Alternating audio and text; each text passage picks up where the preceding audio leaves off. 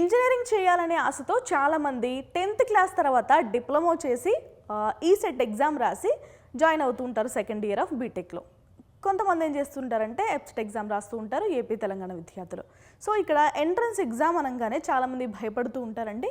మన ఛానల్లో ఎంట్రన్స్ ఎగ్జామ్కి 20 రోజుల టైం మాత్రమే ఉన్నా కూడా ఎలా ప్రిపేర్ అవ్వాలి అనే బ్లూ ప్రింట్ అయితే ఇవ్వడం జరుగుతుంది. సో ట్రిపుల్ ఈ విద్యార్థులు ఎలా ప్రిపేర్ అవ్వాలి ఈ 20 రోజులు ఈసెట్ ఎగ్జామ్కి అనేది మాట్లాడుకుందాం ఈ వీడియోలో. నేను Gayatri, welcome to Edunine career guidance, Josh innovations private limited, Edunine overseas consultancy. Triple E విద్యార్థులు ఎక్కువ కోర్ సబ్జెక్ట్స్ చాలా ఉంటాయి, గవర్నమెంట్ ఎగ్జామ్స్ కూడా చాలా ఉంటాయి. వీళ్ళందరూ ఏం చేస్తూ ఉంటారంటే కోర్ పైన ఎక్కువ ఫోకస్ చేస్తూ ఉంటారు. కొంతమంది ఏంటంటే ఎంపీసీ సబ్జెక్ట్స్ పైన తక్కువ ఫోకస్ చేస్తూ ఉంటారు. మీరు ఇప్పుడు ఈసెట్ ఎగ్జామ్ని 20 రోజుల్లో క్రాక్ చేయడంలో 60% వచ్చేసి కోర్ సబ్జెక్టులకు ఇవ్వాల్సిన అవసరం ఉంటుందండి. రిమైనింగ్ 40% వచ్చేసి ఎంపీసీ సబ్జెక్టులకు ఇస్తే కనుక ఈ 20 రోజుల టైం కూడా మీకు చాలా ఎక్కువ అన్నట్టే అర్థం. ఓకేనా? సో ఈ 3 సంవత్సరాలు మన పడ్డ కష్టం అంతా కూడా ఈ 20 రోజుల్లో ఇంకాస్త కొంచెం పెంచి ఎగ్జామ్ని ఎలా క్రాక్ చేయాలో తెలుసుకుందాం. ఓకేనా? మనకి 120 మార్కులు వస్తే సరిపోతుందండి. ఎందుకు అంటే ఇది సేఫ్ జోన్ అన్నట్టు. 200 మార్కులకు గాను 200 మార్కులు రావాల్సిన అవసరం లేదు. సో 120, అంతకంటే ఎక్కువ వచ్చినా కూడా మీరు టాపర్స్ ఏవైతే కాలేజెస్లో చదువుతూ ఉంటారో ఆ కాలేజ్లో మనం కూడా అడ్మిషన్ పొందొచ్చు. ఓకేనా? సో 120కి కాకుండా 150కి లేదంటే 130కి అయితే మీరు టార్గెట్గా పెట్టుకోండి.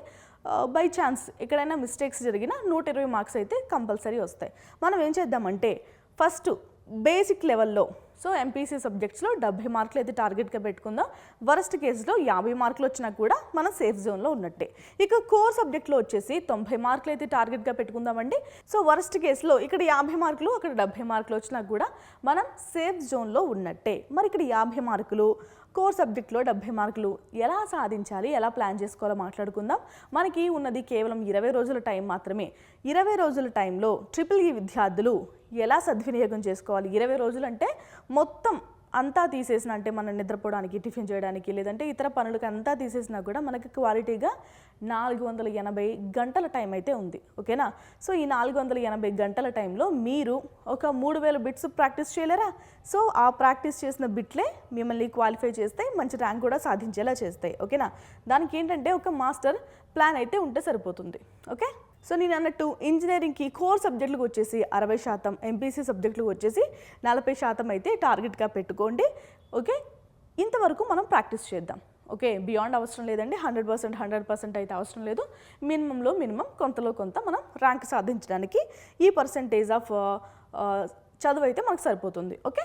మనకి 60% కోర్ ఇంజనీరింగ్లో చదవాలని చెప్పాను కదా. ఈ 60%లో 95 మార్కులు ఇంచుమించుగా సాధించేలాగా మనం క్విక్ విన్స్ని అలాగే కోర్ ఇంజనీరింగ్ని స్పెషలైజేషన్స్ గురించి మాట్లాడుకుందామండి.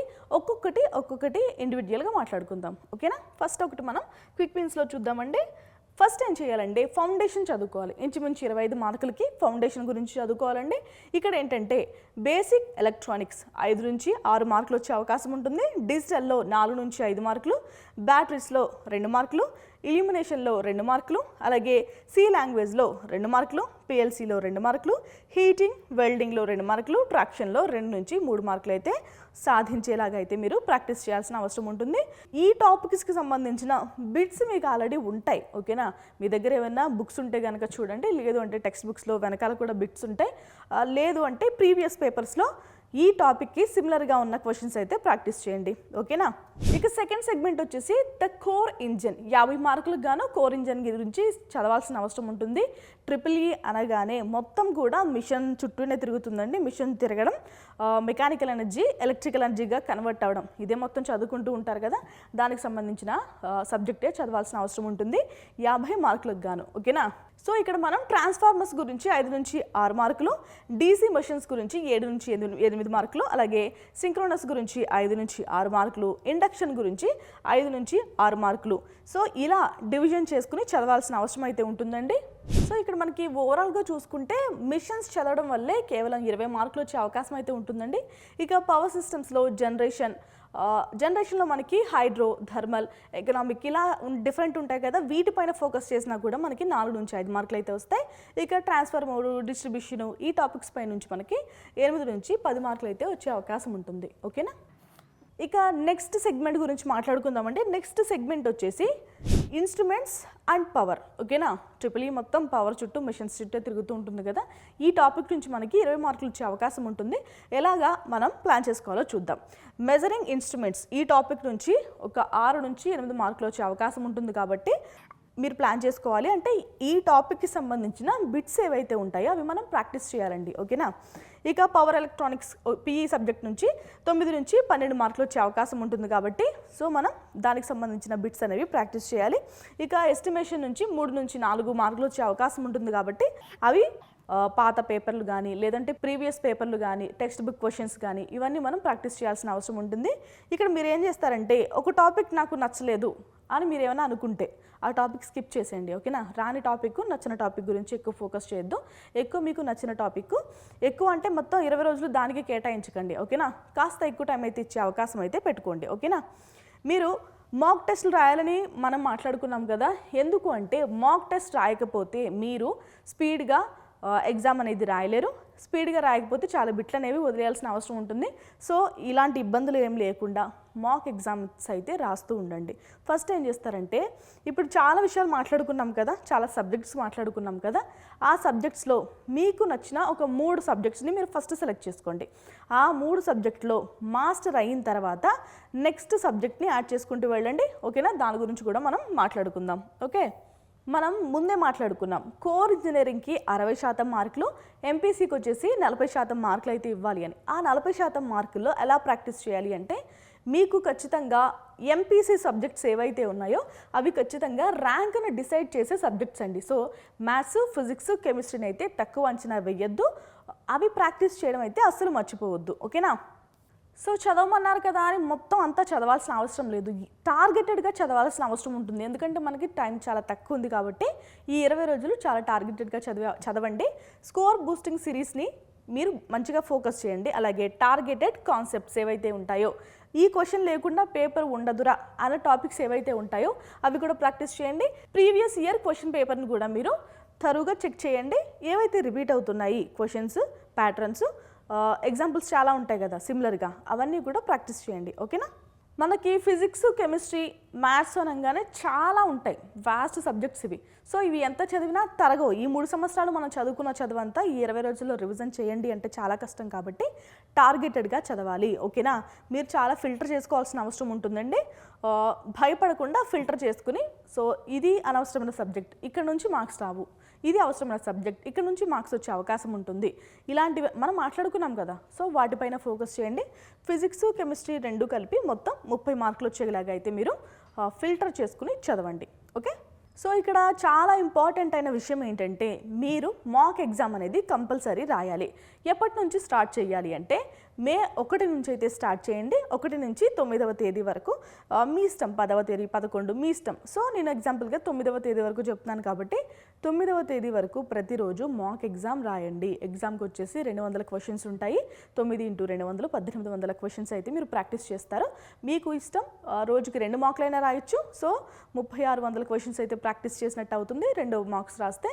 ఇప్పుడు ఏమవుతుందంటే క్వశ్చన్స్ చాలా ఫెమిలియర్ అవుతాయి. అలాగే ఏ ప్యాటర్న్లో అడుగుతున్నారు ఇవి కూడా మీకు చాలా ఈజీగా అర్థమవుతాయి. ఓకేనా. సో మొత్తం కోర్ సబ్జెక్టులు, ఎంపీసీ సబ్జెక్టులు చదవలేము అనుకున్న వ్యక్తులు ఎవరైతే ఉంటారో వాళ్ళందరూ కూడా ఇప్పటి నుంచే మాక్ ఎగ్జామ్స్ రాయడం స్టార్ట్ చేయండి.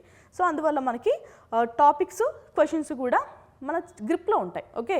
ఇక మాక్ ఎగ్జామ్ రాసిన తర్వాత వదిలేయడం కాదు, ఎగ్జామ్ ముందు అంటే ఎగ్జామ్కి వెళ్ళే 2 రోజుల ముందు, 1 రోజు ముందు కూడా ఏవైతే బిట్స్ మీరు ప్రాక్టీస్ చేశారో అవే మీరు రివిజన్ చేయాలి. కొత్త టాపిక్స్, కొత్త సబ్జెక్ట్స్ మీరు చదవనే వద్దు. ఓకేనా. దానివల్ల ఏమవుతుందంటే చాలా కన్ఫ్యూజ్ అయిపోతారు, టైం కూడా వేస్ట్. ఓకే. ఈ 20 రోజులు నా మాట విని మీరు ఫోన్కి కాస్త దూరంగా ఉండండి. దూరంగా ఉండమన్నాను కదా అని ఎడ్యునైన్ వీడియోస్ అయితే చూడకుండా ఉండకండి. ఈ వీడియోస్ చూడండి, ఎందుకంటే మీకు బ్లూ ప్రింట్ ఇక్కడ దొరుకుతుంది కాబట్టి. మన ఛానల్ని ఇప్పటివరకు ఎవరైనా సబ్స్క్రైబ్ చేసుకోకుండా చూస్తూ ఉంటే కూడా మన ఛానల్ని సబ్స్క్రైబ్ చేసుకోండి. ఓకేనా. ఈ టైంలో అనవసరమైన వీడియోస్ చూడడం వల్ల ఏమవుతుందంటే చాలా టైం వేస్ట్ అవుతుంది, మీ బ్రెయిన్ ఖరాబ్ అవుతుంది. ఓకే. సో నేను చెప్పాను కదా 1800 క్వశ్చన్స్ అయితే ఒక మాక్ ఎగ్జామ్ డైలీ రాస్తే మీకు వస్తాయండి. 2 మాక్ ఎగ్జామ్స్ రాస్తే 3600 క్వశ్చన్స్ వస్తాయి. ఎవరైనా రాయగలను అనుకున్న వాళ్ళు రాసే ప్రయత్నం చేయండి. ఓకే. మనం ఎగ్జామ్ అయ్యేంత వరకు చాలా ప్రశాంతంగా ఉందాం. ఓకేనా? కుదిరితే ఒక 5 నిమిషాలు ప్రతిరోజు మెడిటేషన్ చేసే ప్రయత్నం అయితే చేయండి. మెడిటేషన్ని మీ జీవితంలో ఖచ్చితంగా భాగం అయితే చేసుకోండి. ఇప్పుడనే కాదు, ఈ సెట్ ఎగ్జామ్ అనే కాదు, ఎంసెట్ ఎగ్జామ్ అనే కాదు, ఏ ఎగ్జామ్ అయినా, ఏ విద్యార్థి అయినా, విద్యార్థి అనే కూడా కాదు, జాబ్ హోల్డర్స్ అయినా, ఇంట్లో హోమ్ మేకర్స్ అయినా అందరూ కూడా ఒక 5 నుంచి 10 నిమిషాలు మెడిటేషన్ చేయడం అనేది ప్రాక్టీస్ చేయండి. ఆ చేంజ్ అనేది మీరు ఖచ్చితంగా గమనిస్తారు. ఓకేనా? సో ఎగ్జామ్ 20 రోజుల టైమే ఉంది కాబట్టి హరీబరీ జుట్టు పీక్కోవడం ఇవన్నీ ఏం చేయాల్సిన అవసరం లేదు. ప్రశాంతంగా మీకేమొచ్చు రాయండి. ఏమైతే టాపిక్స్ మేబీ ఈ టాపిక్లోంచి రావచ్చేమో అన్న డౌట్ ఉంటే కూడా ఒకసారి రివిజన్ చేసుకోండి. ఓకేనా? కామ్గా ప్రశాంతంగా ఎగ్జామ్ అయితే రాయండి. సో ఈ సెట్కి ఎలా ప్రిపేర్ అవ్వాలి ఈ 20 రోజుల టైంలో అనేది మనం సిఎస్సి బ్రాంచ్ గురించి మాట్లాడుకున్నాం, ట్రిపుల్ బ్రాంచ్ వాళ్ళ గురించి కూడా మాట్లాడుకున్నామండి. 20 రోజులు టైం ఖచ్చితంగా సరిపోతుంది అట్లీస్ట్ 120 మార్కులు సాధించడానికి నేను చెప్పిన ప్రకారం. సో అంత సిలబస్ చదవాల్సిన అవసరం లేదు. ఏవైతే కోర్ టాపిక్స్ ఉన్నాయో వాటిపైన ఫోకస్ చేయండి. ఓకేనా? ఎందుకంటే ఈ 3 సంవత్సరాలు మీరు చాలా కష్టపడి చదివి ఉంటారు. సో మీరు బీటెక్లో జాయిన్ అవ్వాలి అనుకుంటుంటే కనుక లాటరల్ ఎంట్రీ ద్వారా సో ఈ సెట్ కంపల్సరీ క్రాక్ చేయాలి. మంచి కాలేజ్లో మీకు సీట్ రావాలి కాబట్టి జాగ్రత్తగా ఎగ్జామ్ అనేది రాయండి. మీకు ఎలాంటి డౌట్స్ ఉన్నా ఎడ్యు9 కెరీర్ గైడెన్స్ని సంప్రదించండి. Thanks for watching.